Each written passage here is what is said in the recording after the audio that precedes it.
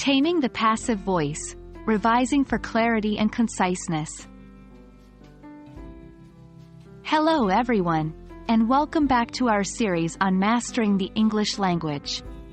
Today, we're focusing on an important aspect of intermediate grammar, specifically in the realm of the passive voice. We're going to discuss a common pitfall that English learners often encounter: overuse of passive voice. More importantly, we'll dive into strategies to avoid this by revising sentences for more clarity and conciseness. Let's get started. To combat overuse, it's important to first understand what it means. Passive voice isn't always bad, but its overuse can lead to a lack of clarity and make your sentences longer than necessary. To recall, passive voice occurs when the subject of the sentence is acted upon by the verb. For example, the cake was eaten by John, as opposed to John ate the cake.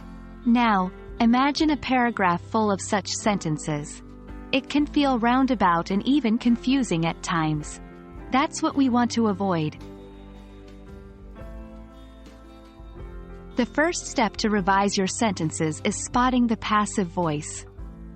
Look for to be verbs is, am, are, was, were, be, being, been, followed by a past participle, the ed form of regular verbs, or special forms for irregular ones. For instance, the report was prepared by Lisa, or the door is being painted by Jack. Now that you've identified the passive sentences, it's time to transform them. The key here is to make the subject perform the action. So, the report was prepared by Lisa turns into Lisa prepared the report. Simple, isn't it? However, remember that not all passive sentences need to be changed. Use your judgment based on whether a sentence seems too cumbersome or unclear. Practice is crucial in mastering any language aspect. Try converting passive sentences into active ones. Here are a few for practice. 1. The car was washed by Tom. 2. The project will be finished by the team. 3. The letter was written by Sarah.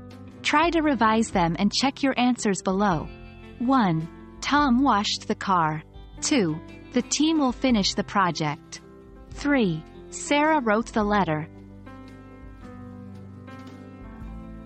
There you have it, folks. Remember, the goal is not to eliminate passive voice but to use it judiciously.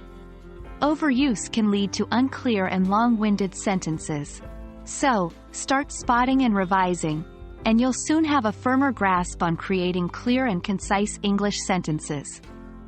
Keep practicing and, as always, stay curious, keep learning. We hope this video has been helpful to you. See you in the next one.